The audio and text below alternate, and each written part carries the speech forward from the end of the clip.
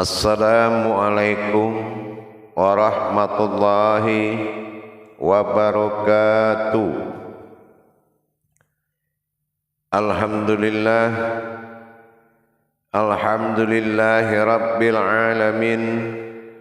Assalatu wassalamu ala asrafil anbiya'i wal mursalin, sayyidina wa maulana Muhammadin. Ashhadu an la ilaha illallahul malikul haqqul mubin, wa ashhadu anna Muhammadan abduhu wa rasuluhu was-sadiqul wa'dal amin. Allahumma salli wa sallim wa barik wa karim ahzanul nabil karim. Ihdinil lazi min jamalika wa innal lazi min jalalika wa innahu min kitabika. Wa tahirin wal mujahidina amma ba'du ibadallah. Bersyukur kita kepada Allah dengan mengucapkan alhamdulillahi rabbil alamin atas segala limpahan karunia rahmah dan hidayahnya, serta dengan izinnya juga kita dapat menjalankan amanahnya, beramal dan beribadah zahir batin dunia dan akhirat. Bersalam kita tidak akan pernah kita lupakan. Marilah sama-sama kita sampaikan kepada junjungan kita Nabi Allah, Nabiul Akhirul Zaman, Rasulullah Muhammad sallallahu alaihi wasallam. Atasnya kalimahnya kita kalamkan dengan membacakan Allahumma sholli ala sayyidina Muhammad wa ala alihi sayyidina Muhammad. Alhamdulillah, bertemu lagi dengan saya Guru Mursyid Syekh Nur Muhammad Buya Irwan Maulana Al-Khalidi, Sumatera Barat, dalam makom majelis zikir Ma'rifatullah dalam syiar YouTube Buya Pasaman Timur. Semoga apa yang kita sampaikan dan apa yang kita laksanakan berbagi ilmu, wawasan dan faham, semoga bisa mengangkat derajat martabat ibadah kita kepada Allah Subhanahu wa ta'ala. Alhamdulillah, pada waktu dan kesempatan yang sangat kita muliakan ini, saya akan berbagi wawasan dan ilmu pengetahuan kepada sahabat dan kerabat saya seiman yang sedang bermujahadah, baik dalam masa syariat, hakikat dan tarekat maupun ma'rifat, baik dalam makom tasyawuh maupun dalam makom tauhid. Dalam hal ini perlu rasanya saya mengingatkan kepada kita semua rukun-rukun hakikat yang harus kita tingkatkan di dalam bermujahadah kepada Allah. Tentunya lebih awal kita berwawasan terlebih dahulu. Jangan nanti salah dari memahami apa makna yang dikiatkan oleh Allah dalam Al-Quran, membuat pencarian kita semakin lama dan semakin memakan waktu, sehingga larut usia dalam mengaji, luputlah ilmu dalam mengkaji, akhirnya kehampaan dan kesia-siaan waktu dalam perjalanan kita. Inilah makanya kita saling mengisi, saling memberikan pendapat dan pemahaman, tentunya bertauhid kepada hakikat kepada Allah Subhanahu wa ta'ala. Alhamdulillah, saat ini saya akan mengajak bagaimana kita memahami yang dikatakan satunya wujud Allah. Kalau nanti kita tidak bisa memahami, memaknai kata maksud aku adalah satu, katakanlah aku satu, qul huwallahu ahad. Ini kalau tidak kita pahami apa perbedaan wujud satu dalam ahad didampingi ahad dengan ahad. Ahad ini akan membedakan kepada titik perjalanan hakikat atau perjalanan rahasia yang dimaksud. Terlebih awal saya akan mengingatkan apa perbedaan antara kata dikala wujud berkata aku dengan wujud semata. Kalau ini tidak juga kita mengerti, ini pemahaman kita akan bermakna beda. Pemahaman kita akan bermakna berbeda. Dikatakan aku ini tersiratnya kita sama sudah paham dalam pemahaman hijaiyahnya. Jadi kalau membedakan aku dengan wujud, ini sangat penting kalau kita harus menjalankan. Jangan nanti dalam wujud kita malah menjadikan keakuan. Nah, apa yang dikatakan aku dan apa yang dikatakan wujud?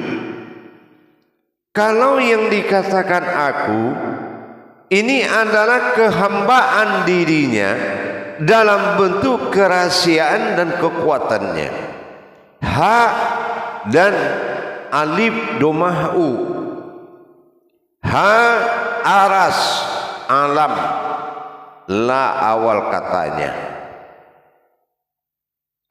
La awal kata hijaiyah. Sementara alif domah u. Alif domah u, kalau u adalah sir.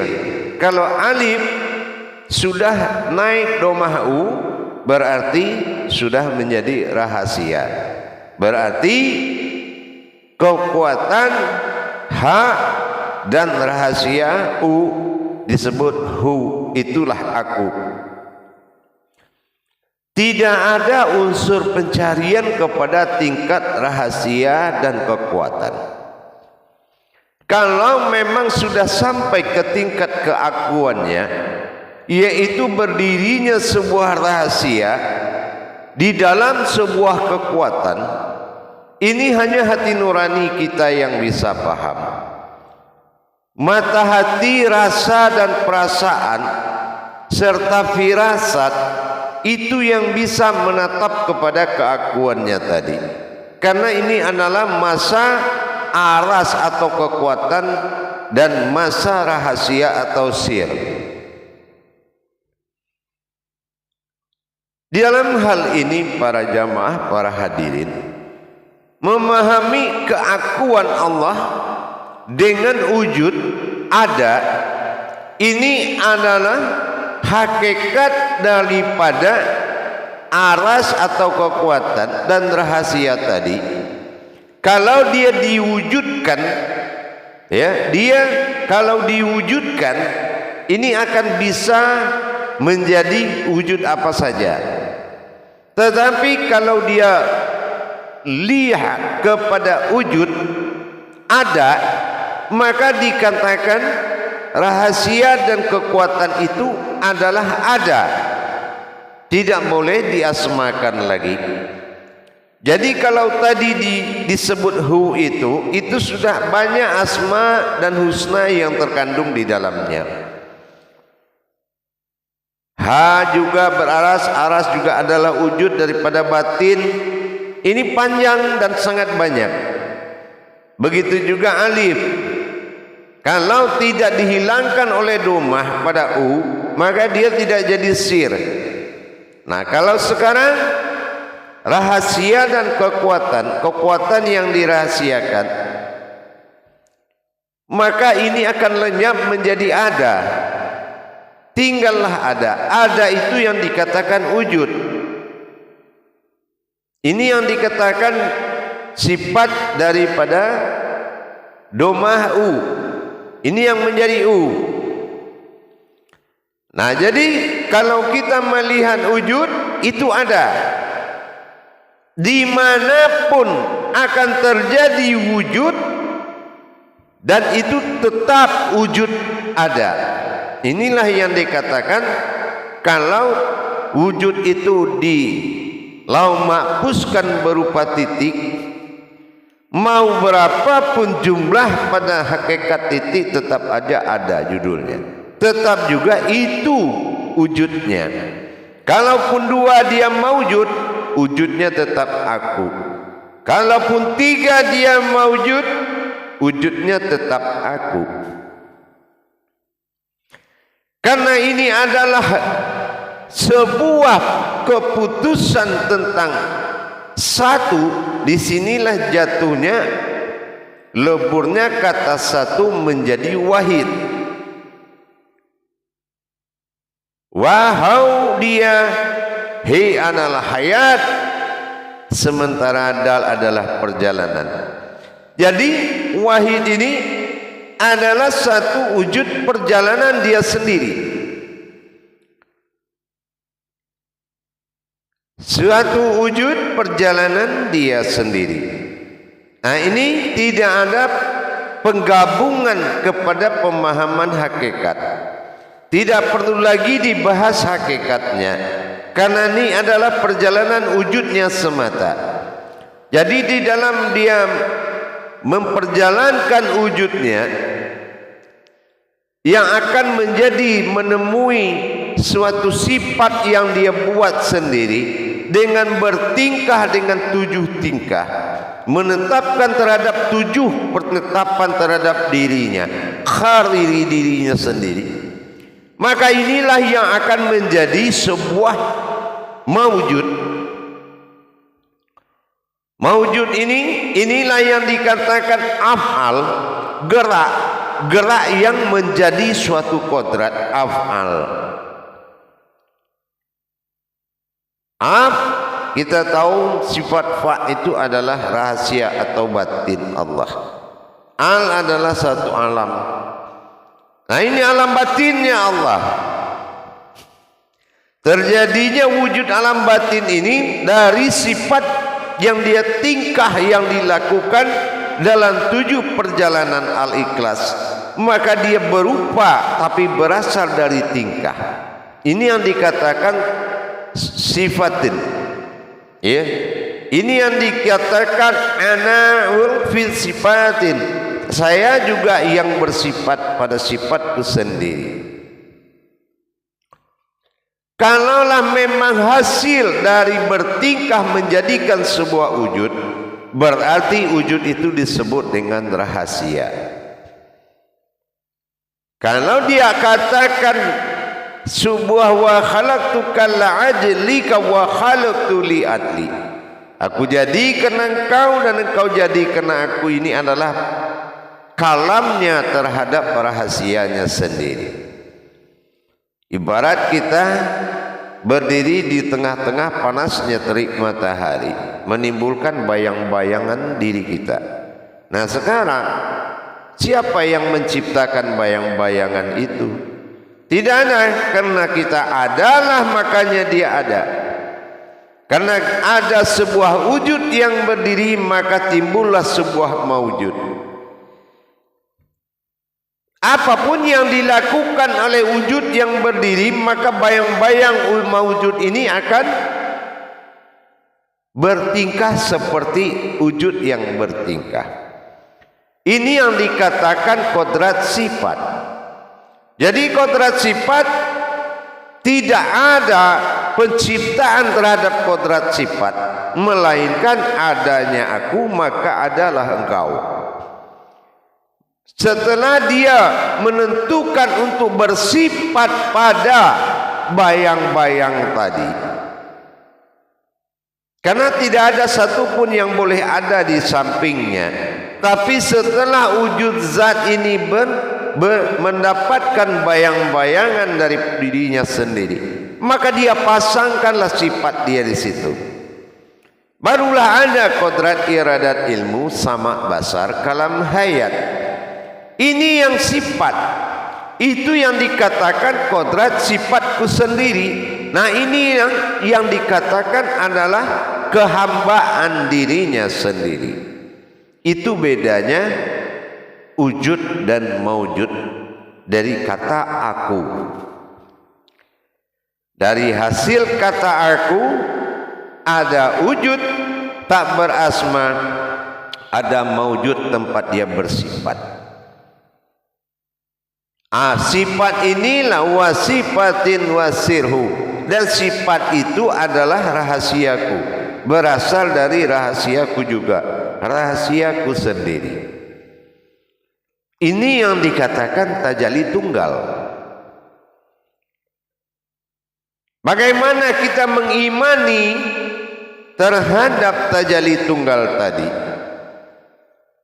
Mengimani kepada tajalli tunggal ini tentunya dengan aku dan batinku sendiri, dengan kata hu dan hu dengan pada kalimat hijaiyah yang terbalik. Hu pada awal dasar, setelah lepas kepada sebuah wujud, tenggelam dalam wujud, wujud itu adalah wujud sir yang dikatakan maka disinilah dengan akan berperan sebagai kodrat tajalli. Kan hu dengan hanya terbalik saja dalam ejaan hijaiyah, tapi dalam kodrat antara nyata dengan tidak nyata.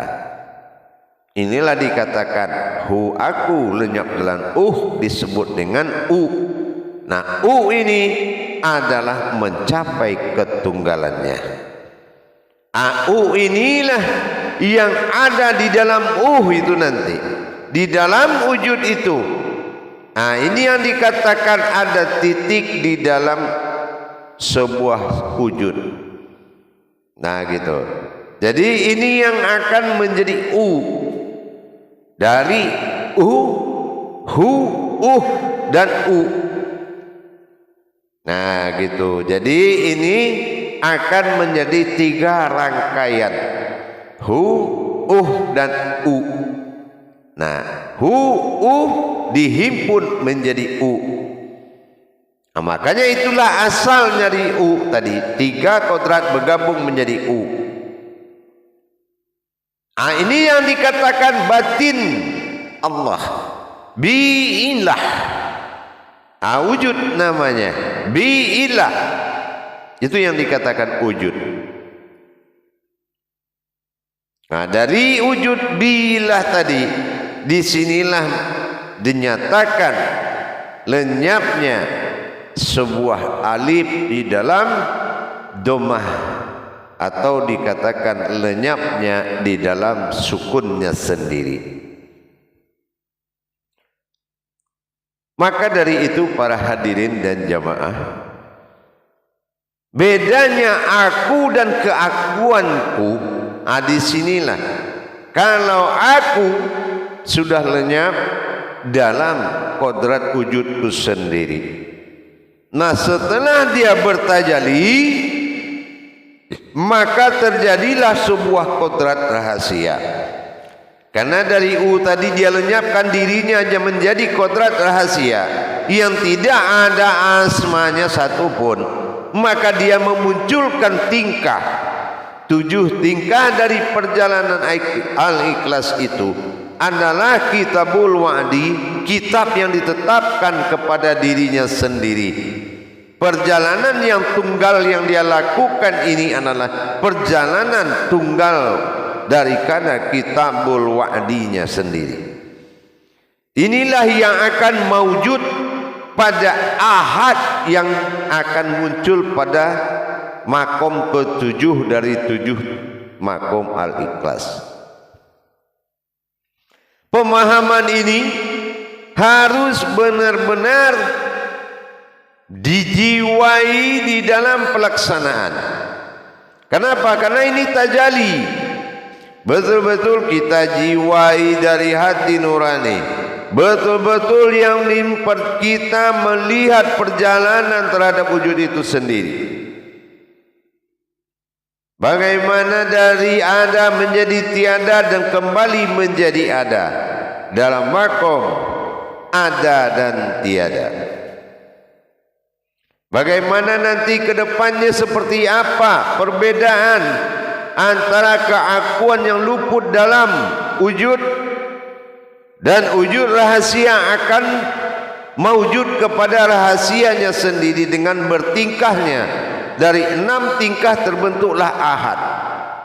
7 tingkah tadi terbentuklah ahad atau ahadnya, bukan wahidnya lagi, cuma sudah hayat pada zat yang tajali, pada zat yang berdiri. Makanya disebut ahad atau ahad. Ha adalah aras, ah adalah zat, dal adalah perjalanan. Nah, ini adalah perjalanan aras, zatnya dari Allah, perjalanan zatnya Allah. Nah, ini yang akan mewujud nanti pada kelipatan 7 di dalam pemahaman 7 tajalli sirnya al-ikhlas. Dalam hal ini para hadirin dan jamaah sekalian, kita alhamdulillah sudah paham. Untuk mendapatkan kata rahasia dan sir usir itu butuh proses pemahaman dari kodrat awal sirnya yang seperti kita bahas ini. Pembahasan kodrat sirnya Allah tidak ada dalil hakikat yang mendukung. Tidak ada dalil hakikat yang mendukung terhadap perjalanan ketunggalan wahidnya. Tapi adalah perjalanan wujudnya semata yang diikuti dan disaksikan dalam tajalli tanpa tahu, tanpa ada siapa menyaksikan, tetapi ada sesuatu yang bersaksi. Dengan demikian, kaji wujud zikir wujud ini bertajali kepada aku dan wujudku sendiri. Inilah yang kita pahami dengan hijahiyah, hu dan hu pada keakuan, pada wujud nya sendiri. Inilah yang akan menjadi tajalli sirullah yang berwujud kepada sifatullah atau wasifatin. Insyaallah ikuti selalu perjalanan tauhid ilahiyah dari makom majelis zikir Ma'rifatullah tayangan YouTube Buya Pasaman Timur. Bagi jamaah yang ingin mengikuti bimbingan-bimbingan sir dan hakikatnya Allah dalam wujud, dalam mewujud diri kita, insyaallah, ingat, kenaikan derajatmu sangat menentukan. Kenaikan derajat rohanimu sangat menentukan keberadaan Tuhan, tercapai atau tidaknya. Ingat dan pikirkan, insyaallah. Hubungi nomor telepon yang ada di layar deskripsi YouTube Buya Pasaman Timur. Insyaallah kita akan berbagi dengan ikhlas. Dan silakan masuk dan bergabung kepada grup yang telah disiapkan dalam rangka thalabul ilmi, dan patuhi segala rukun-rukun pengajian yang ada, adab-adab di dalamnya. Insyaallah kita bersama-sama mencapai iman dan takwa. Akhirul kalam, wabillahi taufik wal hidayah. Assalamualaikum warahmatullahi wabarakatuh.